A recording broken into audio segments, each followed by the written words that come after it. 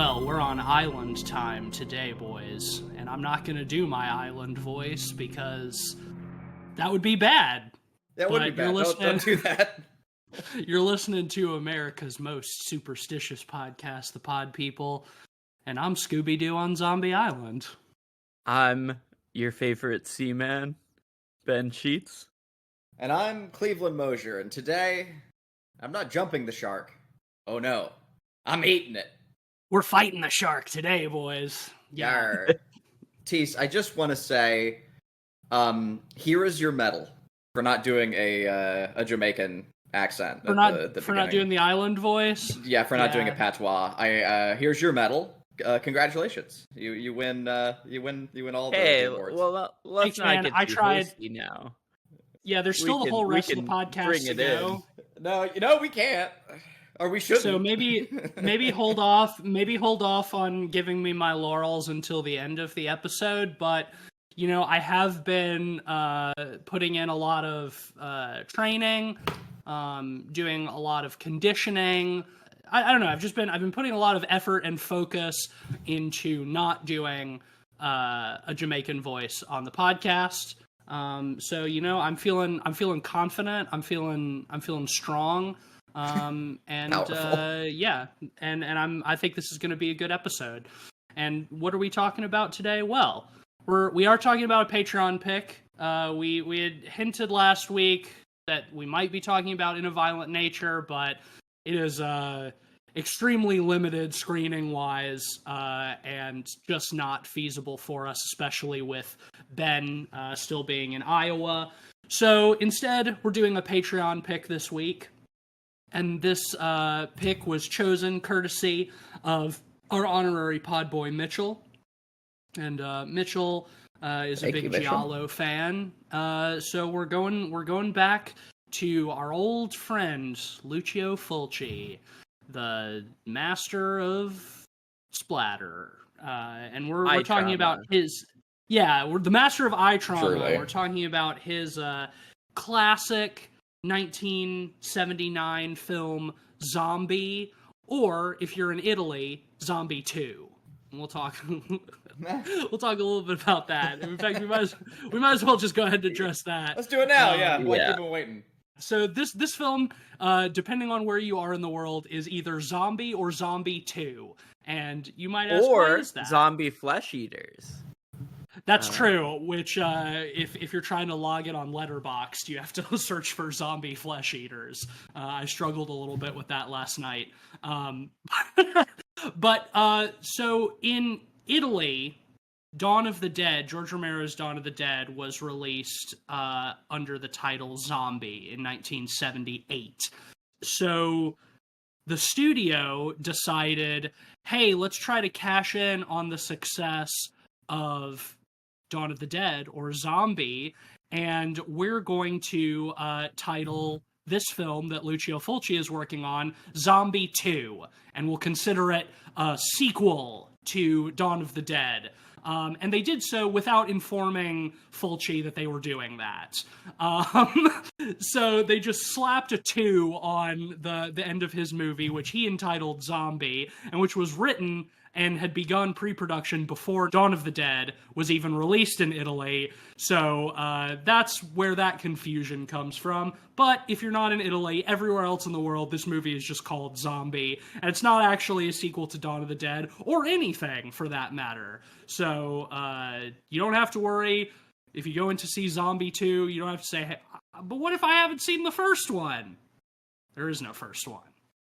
Yeah, it was funny. I was looking through the alternate titles on Letterboxd, and one of them is Island of the Dead.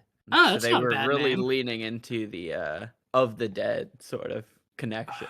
And, this is a movie that's sort of taking the zombie genre back to its original roots. It's set on an island in the Caribbean, and these zombies are your sort of traditional voodoo reanimated corpses rather than an infection, a virus, so to speak, that you would expect from your other more classic zombie stuff. So yeah, we're oh man, I almost did it. almost did it.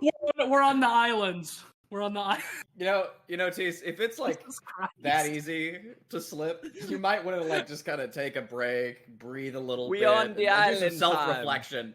I think you need to self-reflect for a second, man. Like, holy shit, dude.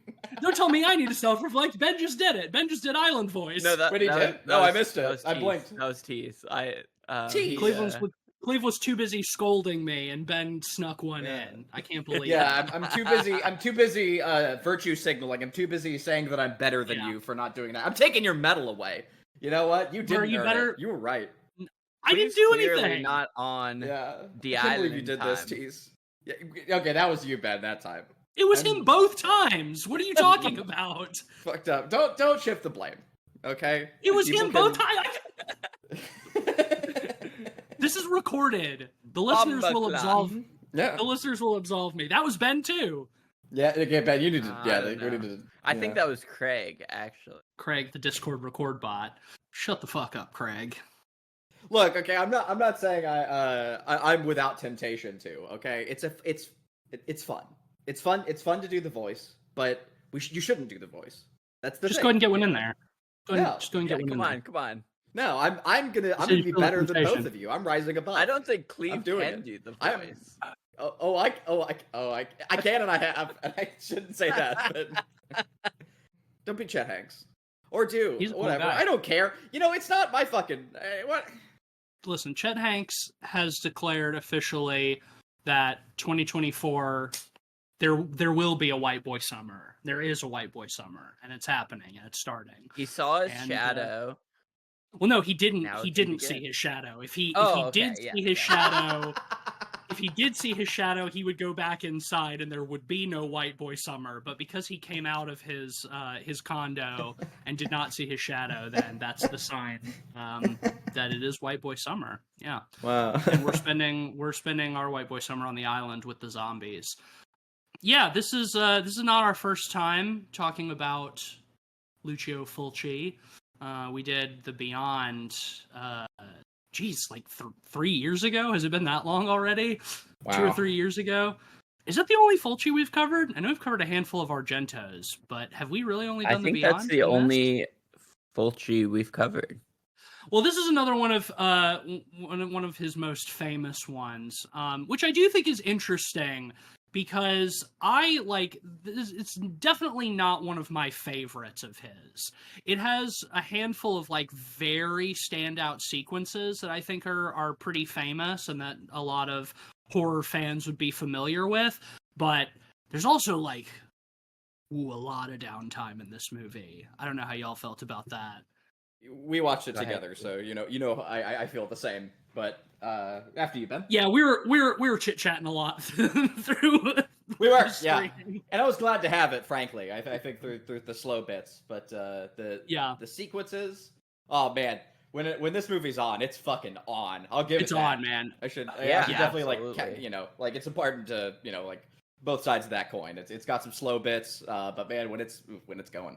Fulci movies are like practical effects showcases, right? Like, yes, Fulci isn't known for his great plot or exposition handling. Like, those are usually the worst parts of the movies, and I think that's totally true here.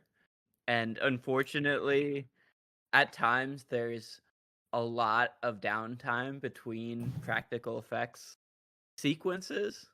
Yeah, and it's I a think bummer because otherwise the set pieces in this are fucking awesome. Yeah, when it gets going, it really does. I think that is one of the sort of shortcomings of the movie, and we can go ahead and get this out of the way so we can, praise the parts that are worthy of it.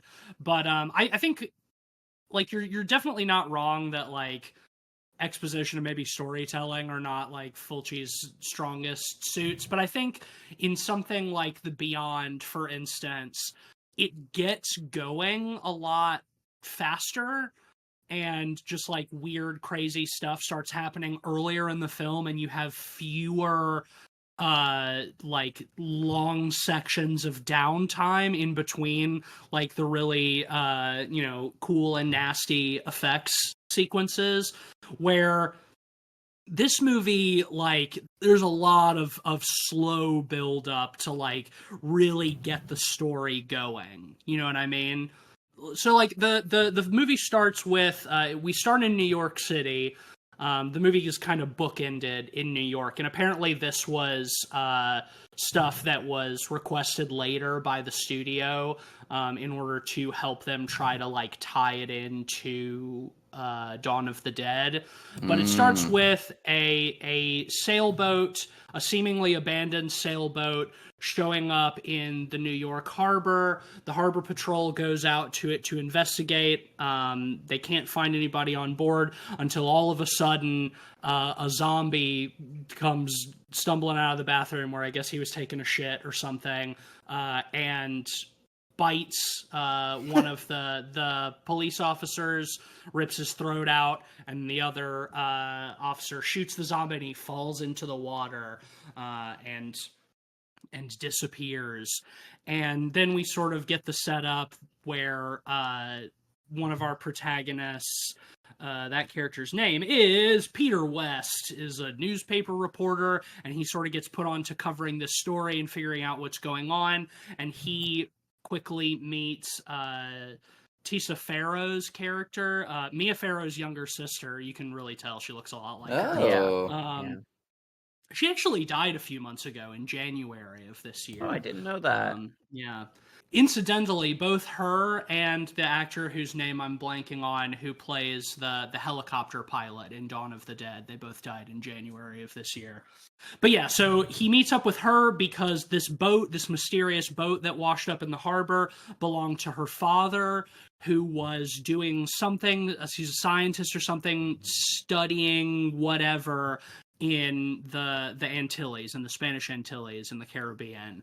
And so the two of them sort of decide, hey, we're going to team up and we're going to go down to the Antilles and we're going to try to find out what happened to her father and what was going on there.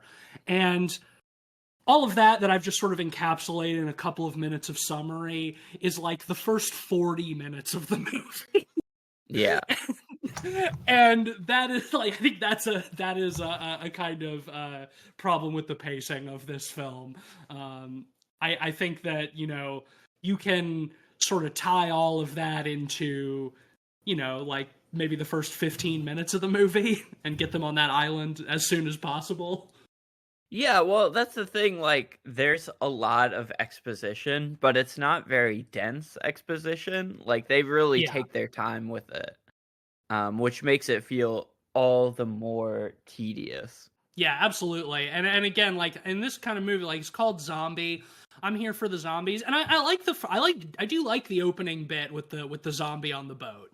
Like the makeup looks pretty good. Like that's a zombie on a boat is a nice set piece. We get to see him rip somebody's throat out, and then he gets shot and he falls in the water, and we know, now there's zombie in the water, and that seems not good. But yeah, then it really does slow down as we're having to introduce these characters. And again, like this type of movie, it's like the characters are always pretty much the weakest part, and like I really don't give a shit about any of these people. So really, I just want to get to the scary island as fast as possible. You could do a super cut of characters dissociating in this film. Like there are just so many shots of characters just gazing off into the distance, just completely dissociated through their trauma, and while characters are trying to talk to them, or other things are happening around them, or even zombies are just very slowly walking towards them. They're just out here dissociating. There are just so many shots in this movie of people just kind of staring. Yeah. And it's like I don't have a problem with that in and of itself. Like, horror is I think it's funny. I think it's great. Yeah, it's hardly even a critique on the film. And it's like, you know, like something that is horrifying is supposed to be something that, you know, causes you to dissociate. Like dealing with like horrifying truths is something that, you know, that is it's a dissociating experience. The problem is like I don't fucking give a shit about any of these characters. It's a giallo film. They're all badly dubbed. Like the acting is not great. It's like I don't really like I don't feel placed in their suffering and their trauma with them. So it's like, yeah, okay, here we have another character staring off into the distance, and I'm just like, where's the next zombie, please? But anyway, they make their way down to the islands. I almost did it again. And they Bro. and it's not even they're not even in Jamaica. They're in the Spanish Antilles, so like it's not even whatever. So they make it down to the islands, and they find they bribe their cab driver, who tells them is like, oh, there's another American couple who have a boat, and they're going to be putzing around the islands for a couple of months. They can probably take you to the island where you're trying to go. So they go down to the harbor, and they find these people, and, you know, or convince them to take them on the boat, but they have to go find this particular spooky island, Matul, that all of the locals, nobody wants to set foot on because they all believe it's cursed. But we have to go to Matul because that's where Tissafero's father was, and so they have to find out what the fuck is going on. Hey, I found my tool. It's right here. I'm grabbing my crotch. Yeah, good visual gag. I think the sleazy voice, though, you could hear it. Hey, I got my tool ready to go over here. Yeah. Hey, the only island I care about is Staten Island. That's an island voice that I can do. All right. Okay, so from here on out, if we feel the temptation, we just do a Staten Island accent. Hey, I'm fucking being racist over here. Hey, Hey, I'm fucking doing voodoo over here. hey, we're doing voodoo in the back of the Sal's Pizza Parlor. We're doing a marinara style voodoo. Italian's taking a lot of stray shots this podcast. Yeah, well, what about it? What are they? What about it? What about it? What are they gonna do? What are you gonna do? I'm fucking podcasting over here. Okay. Are we? All right, we're doing something. It's always much harder, I think, to put together a cohesive conversation in these remote episodes. So, Yeah.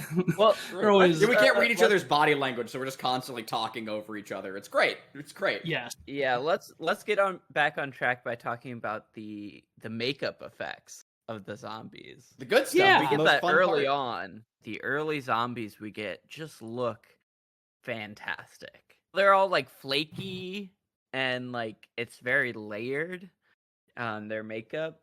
It's they have such good texture to them. I do think that something is kind of lost by not watching this kind of movie on like an old tube TV. You know what I mean? I think there is something that you can sort of see the holes in some of the practicals a little bit better in high definition. But like the craft that went into it is really apparent. And I do think what is an interesting comparison, since this did come out so shortly after Dawn of the Dead and was, you know, tried to capitalize on the success of Dawn of the Dead. I think the zombies in this movie look better than the zombies in Dawn of the Dead. Oh yeah, like 100%. There are fewer of them. By a pretty there are large fewer margin. of them. That is true, and it is much easier. But I mean, even so, even in like the sort of like climax at the end where they're, you know, holed up in the church, like there's a good 24 extras in like full zombie makeup at least in that sequence. So, I mean, it's not to the same degree as Dawn of the Dead, where you've got like hundreds of these things wandering around the mall, but like, it's sort of the thing where it's like if you want a really well written, like compelling zombie movie with interesting characters that you really care about, like that's where you go to Dawn of the Dead.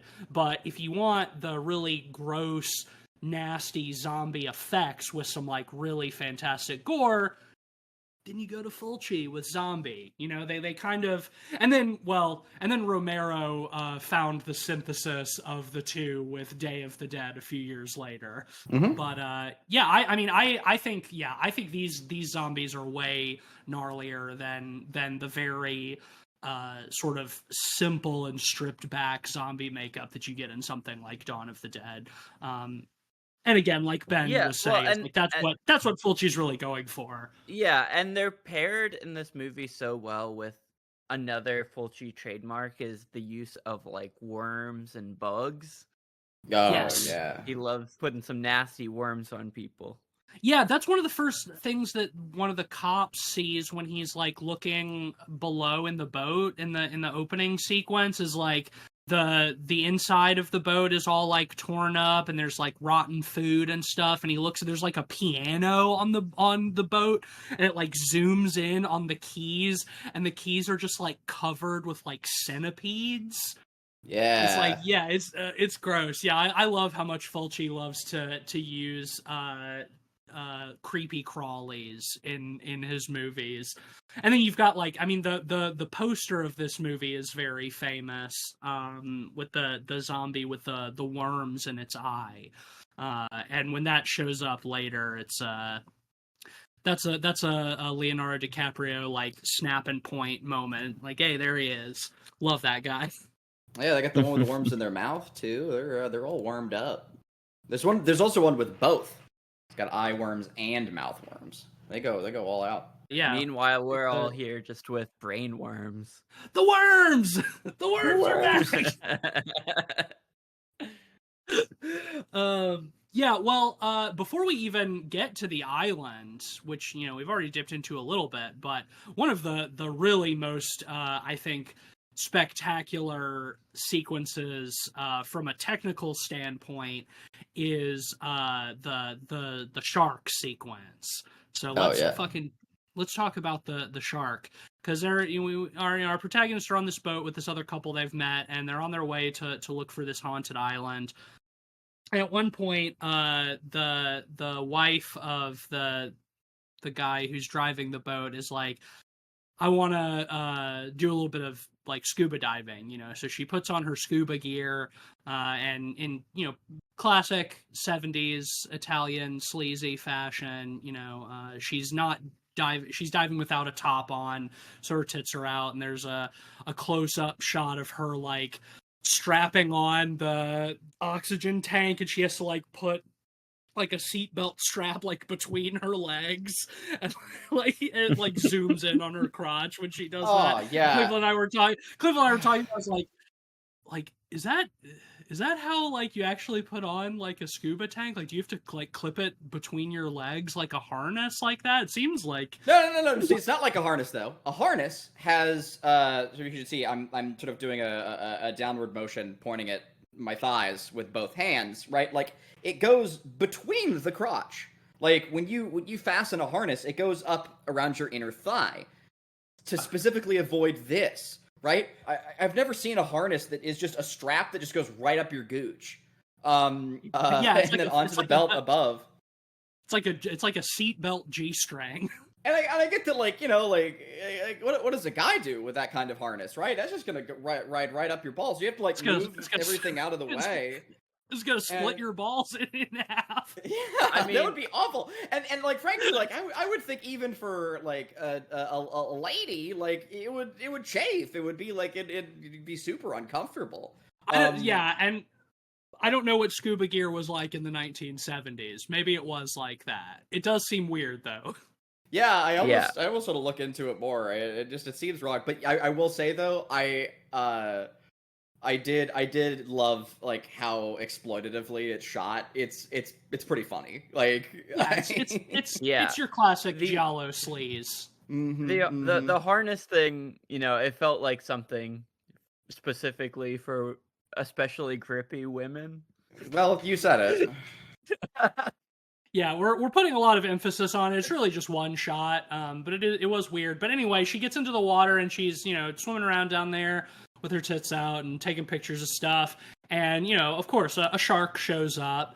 And the first couple shots of the shark is just like you assume that they're doing sort of the classic thing where it's just the shark and the person are not in the water at the same time, right? Like that they just shot footage of sharks and they splice it all together to make it seem. And then, oh no, there's the lady and the shark in the exact same shot. And oh, that shark is getting awfully close to her, isn't it? And she like swims down and like hides under some coral. And gets attacked by a zombie that is chilling down there, and love a zombie underwater. I think that is an underutilized gimmick that I would like to see more of, is underwater zombies.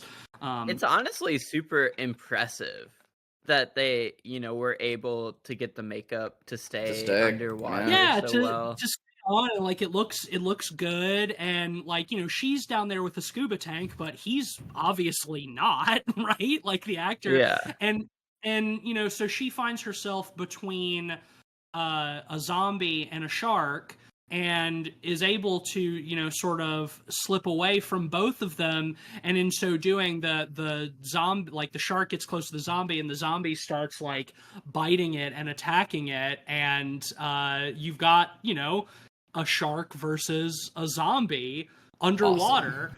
Which is fucking awesome. And like there's even a part where like the zombie is like clinging to the bottom of the shark as it's like swimming around, and this is like, it's a big shark too, right? Like, and it's a tiger shark too, which is like one of like the three most aggressive and dangerous shark species. And like this guy is like clinging to the bottom of the shark, and they even got it at one point to have the shark like rip the zombie's arm off, which is fucking awesome. Like, obviously they have like a fake arm that they put in the shark's mouth, but the shark does like pull it off, and there's like blood that jets out and everything, and it's a fucking extremely cool effect. Before CG, like you have an actual person in makeup, in a costume, underwater, tussling with a real life shark. And if that ain't fucking baller as hell, I don't know what is. It's awesome. That is cinema, right? Movies, man. Sure. That's fucking movies. And I was reading into a little bit of how they did it. The zombie, the guy in the zombie makeup, is a shark trainer. He is the and what they did beforehand is they fed the shark immediately before the scene. Before they shot you called that too. I remember you saying that. I did call it. Yeah. Yeah. They fed the shark, and they also tranquilized it. So it was well fed and very doped up when they were shooting that scene, and that's how they were able to do what they did safely. Because again, like this is like that shark is probably at least 8 feet long, I would guess, 8 to 10 feet. Like it's a big boy. Big shark. It's a big shark, and a very aggressive tiger shark at that. So, I mean, yeah, it makes perfect sense that they would have the shark trainer. It's like, okay, you're going to be the one that we're putting in zombie makeup that's going to do this stunt, because you know how to handle these animals, right?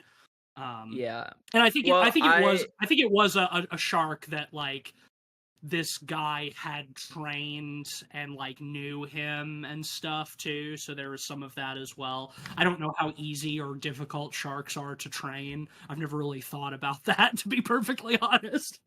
Yeah, well, I'm really reassured hearing that, because I know 70s giallo movies didn't always treat animals the best. We can sure. Say, talking about Cannibal Holocaust, yeah. Yeah. And also, just with stunts and stuff, plenty of animals have died in the making of giallo movies historically, so yeah, absolutely. Hear that they were using it responsibly. Yeah, I mean, I think probably is about as responsibly as you can use as you can use a real life shark in a scene where it fights a zombie. Because I mean, like, yeah, the zombie is not like ripping it apart or anything, right? Like the shark bites off the zombie's arm. So, like, yeah, I think again, like, who knows? But it does seem like they were taking a lot of necessary precautions in this scene. And I mean, hey, like, I think it pays off because, again, like, it's something that I have never seen before and certainly haven't seen since. Yeah, it's incredibly impressive that they did it. As a quick tangent, speaking of animals not being treated well in the production of films, have you guys heard of the background of Milo and Otis? You know the kids movie Milo and Otis? I think I have, but I think I've sort of Distant blocked it bells. out of my I think I've blocked it out of my memory. I remember the So movie. it I was, watched it as a kid. yeah. It was a kids movie where it's like a little kitty and a puppy are venturing out into the wilderness or something like that. Yeah, they have to they get lost and they have to make their way home or something. Yeah, and the production of the movie, every time there's a stunt with the animals, you can just assume that they had to replace the animals after that. Oh, to say the Jesus least. Christ. They just like went through dozens or maybe even hundreds of animals in the making of this cute children's movie. That movie came out in like the late 80s, right? Like, how did they get it? Like, the ASPCA existed then. Like, how did they get away with that? Yeah, I don't know. I think it was Did they go shoot in like a Japanese Bulgaria or production. something? Oh, okay. So I was kind of kidding, but yeah, fuck, that sucks. I didn't like that aside. Yeah, they treat the shark much better in this movie, as well as the bug. As far as we know, yeah. Yeah, well, I mean, I guess as far as we know with the bugs too, like they're not squishing them or anything, at least as far as we can tell. But I don't know. I feel like bugs always get the I don't know if they get the kind to animals treatment when it comes to movie productions. But again, I'm just speculating. I have no idea. Well, okay. That's probably the biggest standout set piece, but one of the other ones would be the famous Fulci eye trauma scene of this film. Yeah, maybe the most famous Fulci eye trauma. This was the scene that I had always this clip was something that I had always seen like way, way, way before I ever saw this movie. In your eyes, I've been. Sorry. No, Splinter. Splinter. They really went full Master Splinter on this one. So what we haven't the other characters that we've sort of up till this point been cutting between is there's a doctor on the island and his wife, and the doctor was working with Tisa Farrow's father or whatever. And he is aware of the zombie outbreak or whatever is happening on this island, and he's trying to study it and find what the natural cause for it is. Because again, this is your very traditional like voodoo style zombie where they're risen from the dead through magic or something. And he's insistent. This is just a superstition. I'm a scientist. There must be a rational, natural cause for what's happening here. So he's there studying it, and he's got his wife with him for some reason, and she really doesn't want to be there because of the zombies, which, I mean, fair, I think. So he leaves her to go off to do his science stuff in the village, and she's back at like their cottage. And, we get a nice sleazy scene of her taking a shower, so we can see her tits too. Because if there's a woman in one of these movies, we have to see her breasts at some point. And while she's showering, a zombie is like watching her through the window or whatever. And she gets out of the shower, she gets dressed, and the zombies break into the house, and she runs into the bedroom and is trying to barricade the door. And the door is one of those that you see in the Caribbean a lot, like the wooden slatted door. And as she's barricading it, one of the zombies breaks through and grabs her head by the hair and just pulls it closer and closer towards a big splinter of wood that's sticking out from one of the broken slats, and just very slowly and agonizingly drives it into her eye. And it is fucking gnarly as shit, man. It's so very cool. well sequenced. They cut between a dummy, where we see the spike go full into the eye, and then a shot of her from the other side of the door with the splinter done as makeup. So we're getting like this wonderful cutting back and forth of like full on gore with her reaction to it happening to her. It's even like with modern eyes, like it's pretty stomach turning. Like you can see the strings and it doesn't matter. Like it still really gets you. Or at least it got me. I was really impressed. I mean, trauma always kind of gets me a little, it's a very well done effect, but also like it's very prolonged. I think there's there is certainly something to be said for like this style of zombies in this style of movie, where like the zombies are very slowly shuffling towards a person, and they're just standing there screaming for like a full minute that they could be running away before the zombie like gets to them and bites them or whatever.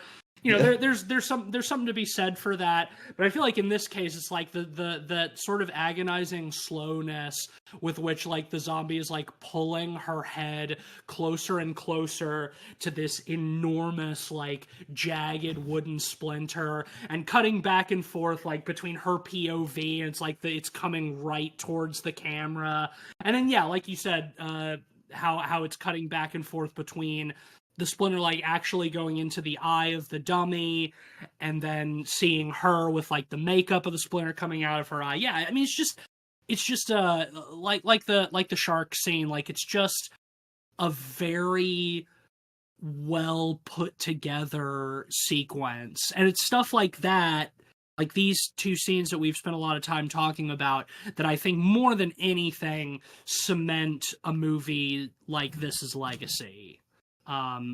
Because without it, what would it be? Like, would anybody care about this movie, without sequences like that?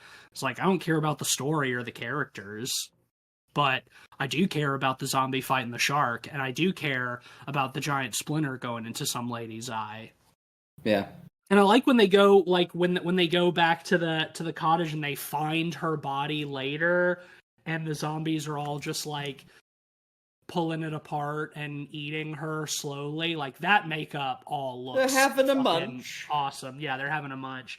And I guess you get that classic giallo, like bright red blood all over the place in this movie. Yeah, looks so good. I think this movie's very well lit too. Like I love how moody it is. The scene where she gets her eye stabbed out. It's like you've got this nice low lighting and light coming through all of these like wooden slatted windows and stuff. Yeah, it's very moody and atmospheric. It's and especially like watching it in high def, it's like, yeah, you see some of the strings with the effects that you might not see on an old tube TV, but man, it looks crisp, really nice. Yeah. It looks really, really nice. It's a very pretty film. They did a great job restoring this. I feel like second only to tube TVs, the other ideal way to see this would just be a faded, shitty print of it, projected in a theater. Yeah, absolutely. Yeah, and I guess coming out in 1979 when this did, and comparing it again to like Dawn of the Dead, it is, I think, quite a bit more gruesomely violent than the vast majority of your horror movies, even in the late 70s. It wasn't really until yeah. the 80s where this kind of gore started to become more commonplace. So I do think, I mean, obviously, unsurprisingly, this movie was, I'm pretty sure it was given an X rating in the US when it came out, and it was put on the Video Nasties list in the UK and Ireland, and like not shown and stuff. So like it definitely had that reputation. I guess at some screenings in the US they were giving people barf bags, like airline barf bags on the way into the movie. Which is, I mean, these stories are all, are always hokey and to an extent apocryphal, but I don't know. I always like to imagine like being just your average audience member in 1979 going to see a movie like this, not really knowing what to expect, and going in and seeing something like, an enormous splinter being like slowly driven into a woman's eye, like in full glorious detail. If you're not used to seeing shit like that, that'll rattle you. I could see it. I mean, I think I am used to seeing stuff like that, and I was a little rattled in a fun way. Yeah, well, I mean, it's that sequence is a particular highlight. I think for sure. Yeah, to me, it's like the perfect balance, like when in terms of like cinema gore, of it being where you can see the strings and it being like proper, like nasty. Like it's just it's that sweet spot where it's really awful and gross and exploitative and still really fun.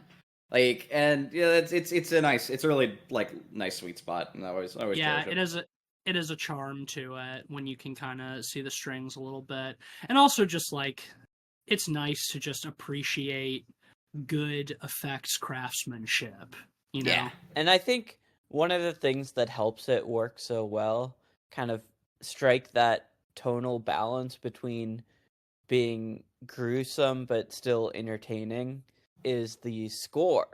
I think the score let's talk about that. Kind of complete the kind of the tone and vibe of this movie, where like, I think out of context, some of those scenes could be overly gruesome if it had a different score. But the score of this was a Fabio Frizzi score, classic Italo horror synth type of stuff. He worked with Fulci a lot. I'm pretty sure he also did the score for The Beyond. So I think we've talked about him before. Yeah, this is a really interesting score, for good and bad, I think, because about half of it is, like you say, like your classic sort of Italian giallo synthy goodness score that you would expect from this, or you see something like The Beyond, or like a Goblin score that you would get from an Argento or something. It's about half that, and then the other half is, I have terms. Cleveland and I were talking about it a lot when we were watching the movie.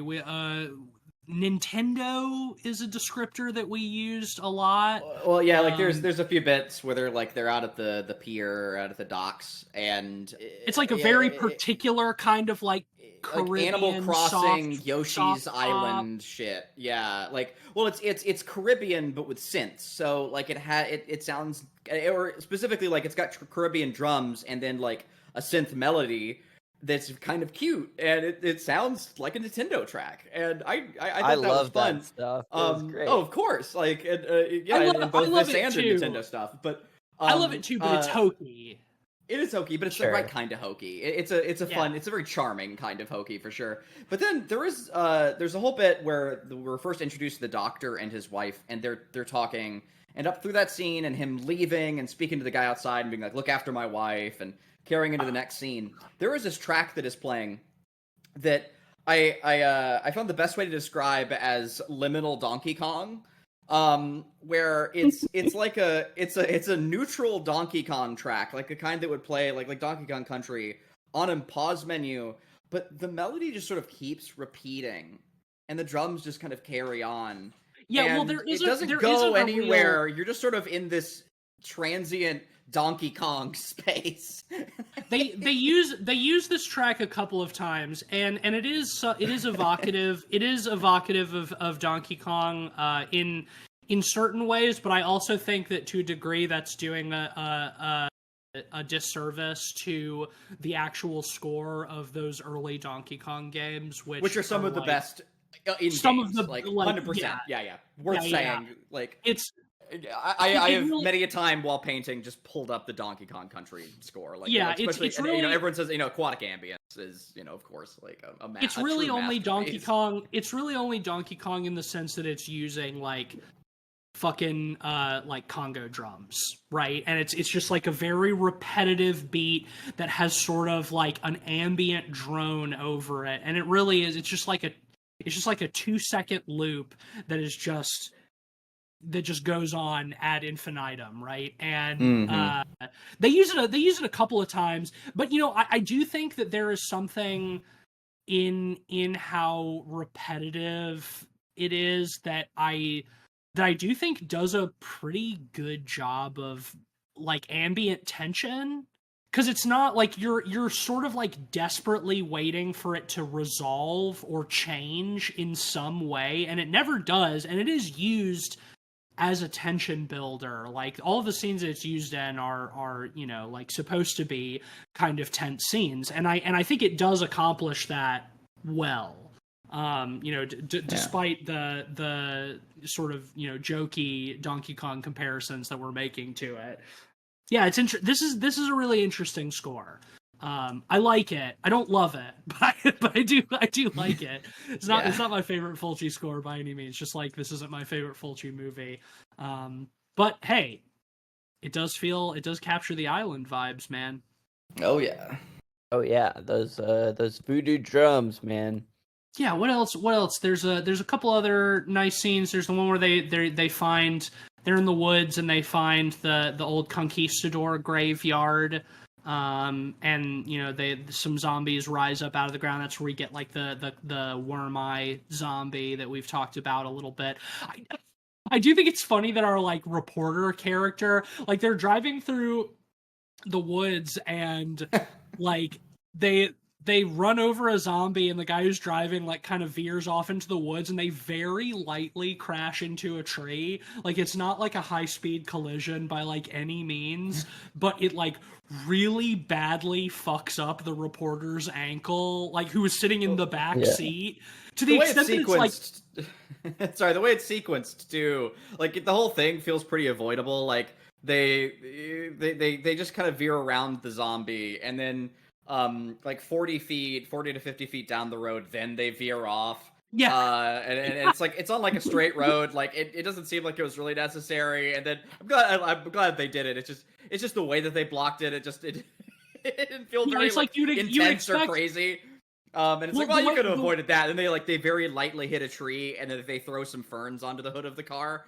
The way it would typically be sequenced is like they're driving and he's distracted and he looks at the road and sees a zombie and swerves to avoid the zombie and then crashes into a tree. Like that's how you would typically sequence that kind of thing. Yeah. But yeah, you're right. It's like he's driving and they're kind of distracted and there's a zombie in the road, but they hit the zombie and it like rolls off the hood and and like gets knocked off into the foliage. And yeah, and then they drive like another like 20 or 30 feet and then they're like, "Whoa!" I just like swerve off the road and lightly crash into a tree. And it's like, yeah, then the reporter, like his ankle's all fucked up and he can't walk. We see it later, he's got like this enormous, like seeping gash on his ankle. And it's like, how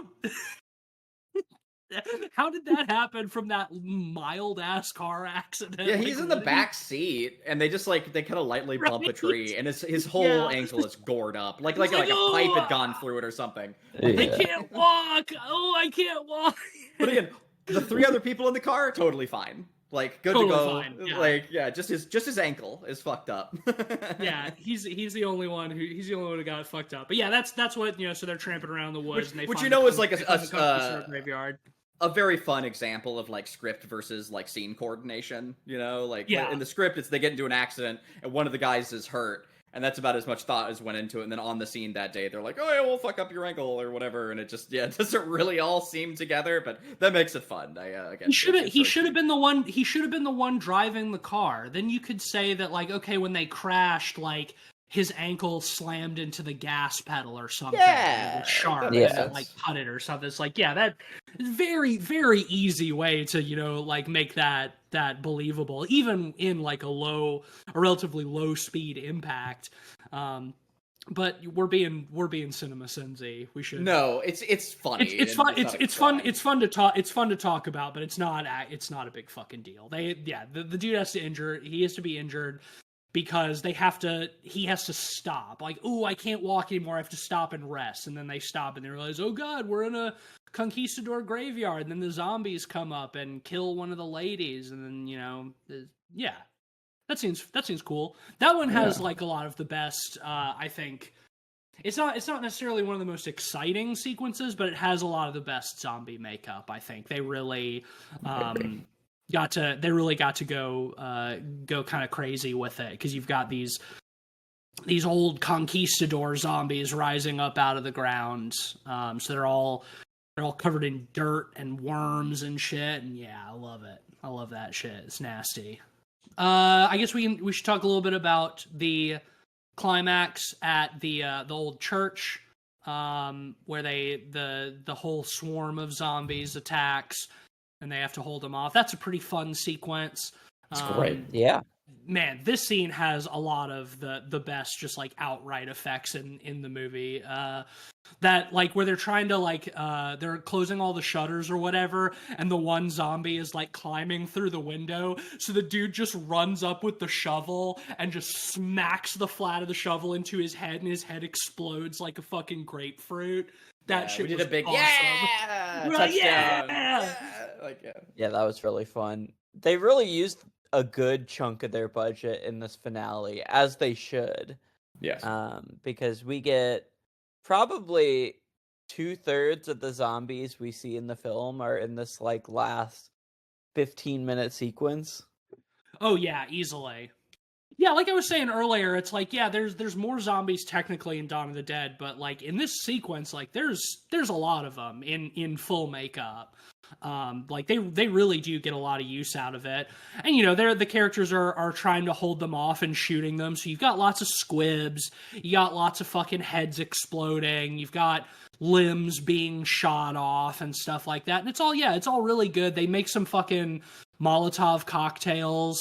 So they're throwing them at the zombies coming through the door, and the zombies are catching on fire. Always love seeing stunt guys being set on fire in these types of movies. It is pretty funny, like, once the fire gets going in earnest, and it's like the church is like burning, and like the zombies are coming towards them, and it's very obvious that they just had some people like on scaffolding, like above the frame, just like dropping burning planks from above, like into the path of the zombies, because they're not attached to the structure in any way. It's just burning planks that they're just kind of hucking down into the scene. It's great. They do it to an Very almost creative. They do it to an almost comical amount too, because it's like it's like at a certain point, it's like there wouldn't be that many burning. At this point, the whole church would have just collapsed, right? But it's like there's still just somebody up there just tossing down like flaming planks of wood. It's great. I love that shit, man. It's so much fun. It's a treat. It's a real treat. And not even just that the church would have come down like during the fire. The church would have come down in like a stiff breeze because it's just loose planks. Like, is the whole building just like a big Lincoln log situation? Like, how does that? One of the zombies gets like caught under a lot of the burning planks, and that's a fun effect because they have I guess it's a puppet or like a mannequin or something, because it's like it's covered in all these burning planks. It's like trying to sit up, and like as it's sitting up, like all of its like flesh is melting off and pieces are falling off of it and stuff. Yeah, all this stuff is, man. It's awesome. That's why you watch movies like that, like this. That's what makes it really fun. I agree. But yeah, some more people die. One of the dudes gets bit by a zombie, and they get on the boat. And as they're going back, like, he dies, and they're like, we have to take his body back to New York with us because it's the only proof we have that that zombies. But then they turn on the radio, and the radio's like, New York City is being swarmed by zombies. There's zombies everywhere. There's zombies in the streets. We don't know where they came from, but there's so many. The whole city is full of zombies. They keep calling That them felt zombies. so tacked on. It quite literally was. It quite literally was. It was that, like I mentioned earlier, like the bookending stuff with New York was a requirement that the studio did so they could try to tie it into Dawn of the Dead. So they're the ones who are like, yeah, now there's a zombie. While this whole shit has been going on, there's a zombie outbreak in New York City. And the last shot of the film is, some zombies shambling across the Brooklyn Bridge along the walking path. But at the same time, like, all of the cars, like, the traffic is just, like, normal on both sides of going both directions, because they did not have the money to, like, close down the bridge to get this shot. So you've got these zombies, like, shambling across the bridge, and we're supposed to be, like, mid, like, this huge zombie outbreak in New York, but, like, all of the cars are just, like, going on about their normal business. Pretty funny. Great. And then the movie ends. We did it. Do y'all have anything else you want to touch on before we rate? Yeah, we covered everything. Okay. Well, let's rate then. I guess I'll start. When we sat down to watch this yesterday, and the entire time we were watching it, I was fully 100% convinced I'd never seen this movie before. Outside of, like, the couple of very specific sequences. I was like, I've never actually seen this. It'll be cool. I finally get to watch Zombie and see what it's all about. And then after we watched it, I went to log it on Letterboxd, and I already had it logged and rated. That's so funny because my experience with this movie, I remember very clearly watching it at your house. Really? Yeah. When we lived together most of the time, my house, not our house. It was back when you lived with Brandon. Oh, okay, all right. Yeah. Damn, really, dude. I must have been. I was talking about with Cleveland. I was like, oh shit. I guess I've seen this movie before. I must have been extremely high or extremely drunk or both, because in those days, the college days, like that, highly likely. But man, I had zero memory of watching this movie. But that's a long way of getting around to the point of, even though I had apparently seen this movie before, I gave it the exact same rating back then that I'm going to give it right now. So even if I was high and fucked up, I still have the same opinion on this movie. 3.5 out of 5. Ditto that. Yeah, that's a unanimous 3.5 for sure. The gore is great. The makeup's great. Ditch the story. Yeah, it's got a handful of, like, very standout sequences that absolutely make the movie worth watching, I would say. No doubt about it. But if you're looking for, like, a more fun and entertaining Fulci, like, across the board, then yeah, watch something like The Beyond or City of the Living Dead or something like that. I think you're gonna get, like, that's gonna be way more consistent enjoyment than something like this is. But hey, it's famous for a reason. It is a classic, regardless of how we feel about it. And yeah, I'm glad we had a chance to watch it and talk about it. I'll give Zombie and/or Zombie 2 and/or Zombie Flesh Eaters and/or Island of the Living Dead a unanimous 3 out of 5. So thanks to Mitchell for choosing this one. Indeed. Hope you like listening to us talk about it, Mitchell. So next week we're going back to see a new movie, another movie that we did predict. It's The Watchers, the directorial debut of M. Night Shyamalan's daughter. We've been seeing trailers for this thing for fucking months now. So I hope it's good. The trailers look interesting. The trailers leave me entirely neutral. I could see it being great or terrible. Very hard to tell. It holds a lot of its cards to its chest. And they could be the right cards though. So I mean, the trailer seems fine. It is. I can truly see it. Yeah, I could see it. I could see it going either way. The trailer intrigues me, but there's an art to a good trailer, and it's not always representative of the film itself. And of course, So I hope very much so that the apple falls on the other side of the county, away from the tree. I hope the apple falls off of the tree and rolls down the hill and is on the it's just very far away from the tree. You hope that somebody ripped the apple off the tree and hucked it as far as they could. Yeah, maybe like put it in like a t-shirt cannon and like fired the apple, away from the tree, like anything, please. He produced this. So That's okay. I wouldn't say the apple is too far from the tree, I would guess. Anyway, maybe we'll it's see. The right way. I'm willing to give it a shot. I'm not going in, with that sort of expectation. I don't think that's fair to them as a creator. Let's let them see what they do on their own terms. Yeah, absolutely. So anyway, next week we'll be talking about The Watchers, so come back and join us for that. Before we wrap up, though, we were bad last week at the end of our Crash episode, and we forgot to do predictions. We were just so horny for car crashes. We were so fucking horny. So true. We were not even thinking about The Strangers Chapter 1, which frankly seems even farther away now. What movie? Exactly. Well, yeah, you didn't see it, most of it. But we do have prediction results for it. So still feel good about that choice. Ben, yes. Give us our prediction results. I predicted it would do 11 million at the box office. Cleve, you said 8 mil, and Tease, you said 7 mil. Opening weekend box office was 11.8 million. Oh man! Wow, you were really close. It was one of the highest grossing U.S. opening weekends for a horror movie this year. That is surprising. I know it wasn't really competing against anything, but even so, that is surprising and disheartening, frankly. Yeah, I mean, I don't find it. It did well. It did well. Yeah, you're probably right. People people want to, like, your average person wants to go to the movie theater and get scared. Like, something familiar is. Yeah, it's so safe. Yeah, that kind of movie is like such a safe bet. Safe, manufactured. Yeah. But I mean that means it did well enough that Chapter 2 is getting theatrical release later this year. For sure. Well, miss me with shit. I don't care how well it did. I don't want to see it. No, that's fine. What else we got, Ben?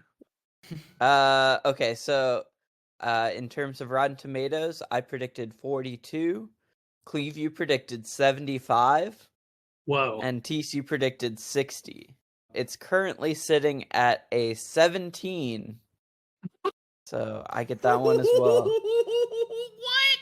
Okay, so it did 11 million opening weekend, and it has a 17. That's wild. So, like, it did. I mean, all those people went to see it and then hated it. Oh my god! Yeah. Like we did. Yeah, holy shit. We contributed to that opening weekend box office. Okay. Do you think that is going to reflect on the opening box office for part 2? Do you think it's going to, like, significantly drop off because of that? Maybe. Or do you think it'll be the same? Yeah, it's hard to say, right? Like, it'll definitely be less because, I feel like for a Chapter 2, you have to have the investment, the context of the first, so less people will go inherently. But we'll see. It's crazy. Yeah. So in terms of collective rating, I predicted a 3. Cleve, you predicted a 3.5, and Tease, you predicted a 2.8. Yay! So we gave it a 1.8, right? Yeah, 1.8. Low ball seals it. I said that I thought that part 2 and 3 will go direct to streaming. Looks like I'm gonna be wrong on that, unfortunately. At least for part 2. Maybe 3 will. Yeah, maybe. Hopefully. I'm still holding out. I'm still holding out hope. Hopefully Chapter 2 eats shit. Cleve, you said hopefully some fun practicals. Not really. I wouldn't know. Yeah. And then TC said, I almost fell asleep watching the trailer. They are doing nothing new with this premise. It's just literally The Strangers again. Fucking snooze. I How right I Talk about was. a fucking All bullseye. right, you are. Called my fucking shot like Babe Ruth on that one. I wanted to be wrong about that. I really wanted to be wrong about that one. I take no pleasure in how right I was, unfortunately. Well, is that it? Do you have anything else? Yeah, that's Uh, it. We have the Watchers next week, and maybe we'll count the predictions for handling the undead. But otherwise, that'll be pretty much the first half of the year for new stuff. Do you guys want, without assigning the numbers of points for each person, do you guys want to know how close it is? In as vague a terms as possible. Is it close? I don't want to know numbers, but is it close? It is extremely close. It is close Okay. enough that the Watchers or handling the undead will be the deciding factor. Oh, interesting. Exciting even. Wow. Okay. Yeah. I've got a couple of Uh, movies in mind for mid-year catch-up if I win, but Oh, I don't. Yeah, I should I'm, probably change I'll that. put it this way: one of us has 9 points, one of us has 10 points, and one of us has 11 points right now. Oh my god! Hell Jesus yeah! Christ. Ah, So Man, this will be neck and neck man, and I neck. don't think it's been that close in a couple of years. That's exciting. Cool. Yeah, so really the Watchers next week will be probably the decider, so we'll just have to wait and see. So if you're excited about that like we are, be sure to tune in next week, and thank you for listening to this episode of the podcast. If you like the show, leave us a 5-star rating and review wherever you're listening to this. Recommend the show to a friend or somebody, an enemy even. If there's somebody you really hate, feel free to tell them to listen to our show. Maybe it'll make them kill themselves. You can also, of course, support us at patreon.com/podpeoplepod. Shout out to our honorary pod boys, Sam, Zach, Micah, and Mitchell. Special shout out to Mitchell this week. This was a Patreon pick episode again. Thank you for picking Zombie 2 or whatever, Mitchell. If you want to be like Mitchell, head over to Patreon. And of course, you can follow us at letterboxd.com/podpeoplepod, where you'll find a list of all the films we've talked about on the show with our average ratings and links to those reviews. My recommendation this week is there's only one thing that I can truly recommend. I would be remiss. Go see fucking Furiosa. Yeah. hell yeah.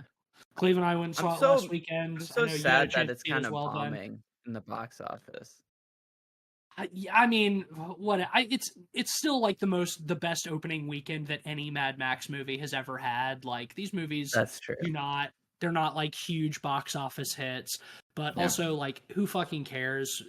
George Miller was able to he fucking did it again. He made another fucking just insane, crazy, exciting, cool, fun movie. A bunch of great performances. Man, it's so cool to see Chris Hemsworth freed from Marvel's shackles and able to actually be in a movie where he can remind all of us that he actually knows how to act. And Anya Taylor-Joy is fantastic as always. Yeah, it's just go see it in the fucking theater. Like if you have a chance, like it is such an immaculate fucking big screen experience. Like we saw it in Dolby. Where else? Hoo boy. Where else are you gonna get character names like Scrotus or Piss Boy? Yeah. Or Piss Boy. Yeah, nowhere but from the twisted mind of George Miller. Shout out to Piss Boy. Shout out to all the Piss Boys out there. Yeah. And Piss Girls, like shout out to everybody. What's your recommendation, Ben? Yeah, for my recommendation, I'm gonna recommend a death metal album, Exhumed Information, by the band Fulci. Fuck yeah, dude. I was gonna use a Fulci track for our outro music again. Hell yeah, hell I've yeah. done it a couple of times. I'm wearing my Fulci shirt today. Y'all can't see it because we're remote, but I'm wearing my Fulci shirt that I got when we saw them a couple years ago. Yeah, they're great. Yeah. Directly inspired by the works of director Lucio Fulci. There's like core synth elements, and the death metal stuff is really good. Yeah, check it out. When we saw them a couple years ago, they were during their set, the projector behind them was just straight up playing like full scenes from this movie on mute while that played. It was awesome. Cleve, you got anything for us? There's a it'll be a week out of date now, but there's a volcano erupting in Iceland right now that's really cool. Whoa. There's people had to evacuate, Real? but so yeah, I was looking up volcano stuff because I'm painting a volcano right now, and I saw that there's a lot of live footage of it. That's pretty. Is cool, it like so. the big volcano eruption from a few years ago where it like fucked up all air travel to Europe for like a month? I don't know. These Is it videos that just from a bad? day Is it ago. the same And, volcano? yeah, tourists are having to evacuate. Is it that right now it's in volcano with Iceland. the really long unpronounceable name that starts with an E? I don't know. I've just been watching footage of it. I haven't looked too closely at the. Yeah, I've been avoiding like the actual like ABC News like coverage of it. I'm just looking at like the imagery for research right now. So you're just recommending that people go look at pictures of the volcano that is currently erupting.